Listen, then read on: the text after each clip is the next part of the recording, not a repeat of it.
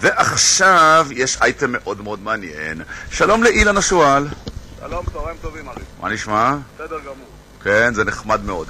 ושלום לאלי לאון, אוהד מכבי תל אביב. שלום, ארי. שלום, שעובד גם בעיתון. אתה רוצה להגיד איזה? כן, ישראל היום. אלי לאון, הוא פתח עצומה, אני חושב בפייסבוק, נגד החתמתו של צביקה שרף לעונה הבאה, ואני שואל הכיצד, הרי צביקה עד עכשיו בגדול מצליח במכבי תל אביב. מה קרה? אליסר השפיע עליך בעיתון? לא. כן. אני רוצה שאת מכבי יאמן המאמן הכי טוב שיכול לאמן אותה, שרף הוא לא המאמן הישראלי הכי טוב. כן. יש טובים ממנו, יש לך את אפי, יש לך את שרון דרוקר, יש עוד כמה, אבל בוא נגיד ככה, בסופו של דבר הוא לא המאמן הכי טוב שיכול לאמן את מכבי. באמת? אז מי טוב ממנו? קודם כל יום ראשון ראית מי, אפי בירנבוים יותר טוב ממנו. גם אני חושב, ב-17 דרגות. אבל עובדה שהוא מאמן את הנבחרת ואפי בירנבוים לא, למה? זה שהוא מאמן את הנבחרת זה אומר שהוא המאמן הכי טוב. אתה הרי זוכר איך הוא הגיע לתפקיד המאמן בנבחרת. כולם אמרו לא, בסוף הגיעו אליו. תגובתו של אילן השואל, אשר עד כמה שאני ידוע לי גם מנסח עצומה בעד צביקוש. לא, זה לא עצומה, אבל אני מתפלא על הדברים, כי אני חושב שצביקה שרף לא בחר להיות מאמן מכבי תל אביב, אלא הוא מונה תוך כדי מהלך שקרה במהלך העונה עם עודד בהנהלת מכבי והכל. וצביקה לא צריך להוכיח שום דבר, הוא בא למכבי, הוא בא לאמן את הקבוצה, יש הישגים. גם בעבר, הוא הפסיד אולי בגמרים באירופה, אבל הוא הגיע להישגים עצומים. גם ביוון זכה בגביע אירופה למחזיקות גביע, שזה לא פשוט, ומאמנים טובים ממנו ופחות טובים נכשלו בזה. הוא המאמן, זה הבחירה של מכבי, צריך היום להיות אחריו, לדחוף את הקבוצה ולא לשים את שרון. אני שומע, אבל גם בדבריך מין סוג של הסתייגות. הוא המאמן, אותו הם בחרו, יש מאמן טוב ממנו? לא, אני אגיד לך, תשמע, פיני אולי הוא המאמן שזכה בהכי הרבה הישגים במכבי, 3 אליפויות אירופה, אבל הלך ואימן ביוון.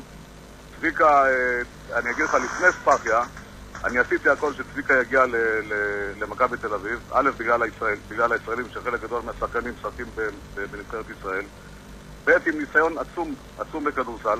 ומה זה הסיפורים שנות ה-60, שנות ה-70?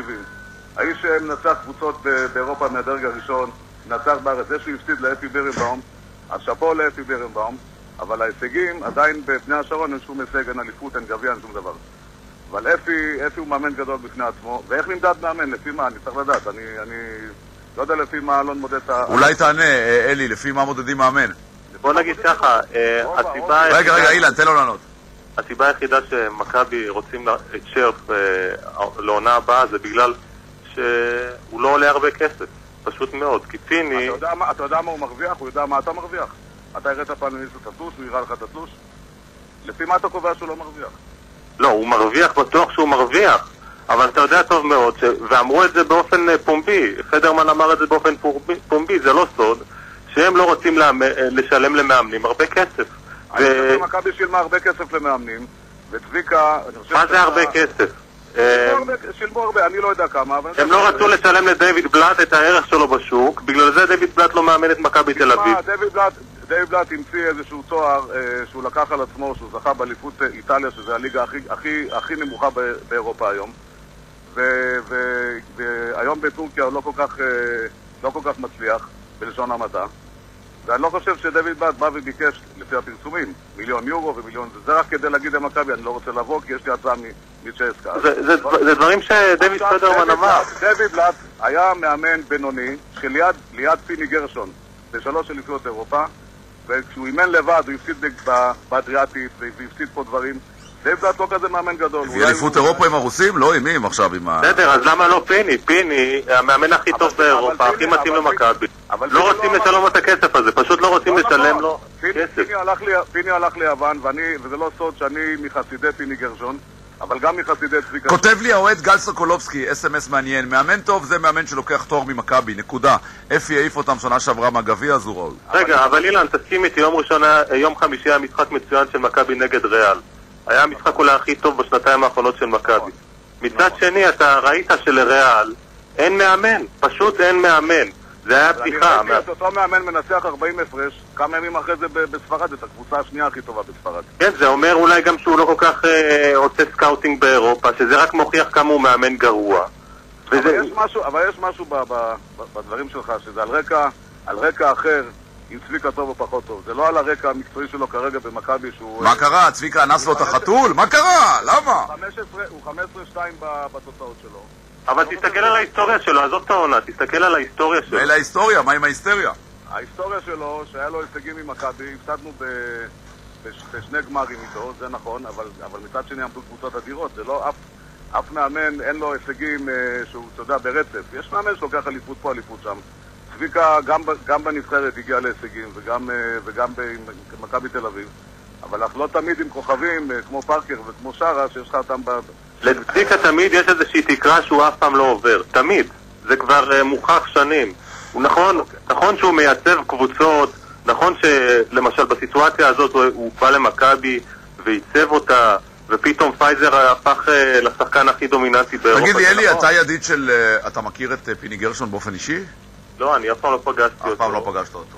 אני רוצה להגיד לך שפיני גרשון הוא גדול מאמני אירופה בכל הזמנים. נכון. אני גם אומר את זה, ואני אומר את זה תמיד. אבל צביקה שרף לא פחות טוב על רכות. לא, זה לא נכון.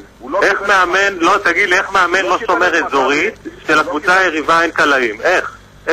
הוא לא קיבל את מכבי בשנים האחרונות. ותראה, פיני גרשון מ-81 עד 2001 מכבי לא זכתה בגביע אירופה. פיני בא לקח 3 גביע אירופה. נכון. צביקה שרף מתחיל עכשיו תהליך. הוא קיבל קבוצה, בוא נגיד, אחרי הפסדים, כואבים וצורבים והכל, הוא קיבל קבוצה, הוא עושה את כל המאמצים כדי לייצב את הקבוצה, כדי להגיע להישגים. נפלו לנו עוד פצועים עכשיו. אני חושב שצריך לתת לו את השנה, וגם בשנה הבאה, אם בשנה הבאה... אילן, כן. אם בשנה הבאה. הוא יבנה את הקבוצה בדרכו, ובדברים שהוא... השנה הוא כבר בנה אותה כדרכו, הרי הוא בנה את הקבוצה. הוא בנה חלק, אתה יודע בדיוק למה אני מתכוון. לא, הוא לא היה שם, בטח, הוא לא צנטרליסט, עודד בנה את הכל. נו, די כבר, אילן, לבנות קבוצה עם 6 זרים ו2 ישראלים. אני אגיד לך מה ההישג הכי גדול של צביקה שרף בקריירה שלו, זה לא הישג באימון, זה החזרה שלו, איך שהוא הצליח לחזור למכבי, וזה פוליטיקה. זה באמת הישג הכי מרשים. באמת 10 שנים. אבל מצד שני הפוליטיקה הייתה בגרוש, אם עודד היה מצליח, אנחנו מאוד אוהבים את זה, אם עודד היה מצליח, הוא היה מאמן. טוב, חברים. אבל הוא הצליח להשתלט במערכת בחזרה אחרי שלא רצו אותו 10 שנים. אני חייב להגיד, אני בעד צביקה של אימון מכבי. צביקה הוא אדם... כי אתה לא רוצה שנצליח, זה ברור. מה? זה לא קשור, צביקה יצליח, ואתה יודע מה, אנחנו כאוהדים, ברגע שיש את המאמנים ואת השחקנים, אנחנו נותנים להם את כל הגיבוי וכל האהבה וכל... הבנו, אילן, אני רוצה להקריא את התגובה של צביקה שרף, כאשר המפיקה מורה פרסית הנגד ביקשה ממנו את השידור, הוא אמר ככה פחות או יותר, להתראות שלום, לא רוצה לדבר שלום, וניתק את הטלפון. לא יודע למה הוא כועס עליי, צביקוש, אני באופן אישי מאוד מאוד מאוד מאוד מחבב את האיש הזה. צביקה, אנחנו גם רצינו שיהיה מאמן לפני ספאחיה, ויכול להיות שכל הבעיות של מכבי לא היו בכלל בעיות עם צביקה. אבל איך הוא זירגג את ספאחיה בערוץ הספורט כל הזמן, ביציע עיתונות ואחרי... מה זה חתר תחתיו? וואי וואי וואי וואי. אבל אתם מצפים מפרשן שיגיד את האמת, לא! אבל צביקה לא ליקק לאף אחד, הוא אמר את האמת. די, נו, בחייך, הוא חתר תחת ספאחיה. אילן, באמת. אילן, צביקה, ביום שהחתימו את ספאחיה, ביום שהחתימו אותו, לפני שהוא אימן משחק אחד, לפני שהוא אימן אימון אחד, הוא אמר שהוא לא מתאים. כן. אז... טוב, חברים, אילן, אתה בתור מנהל השיווק. הוא צדק. שואל אותי מאזין אילן, אם הטנדר שלך למחירה הוא מחפש כזה. הטנדר לא למחירה. הטנדר של הוצאת, תזכיר לי?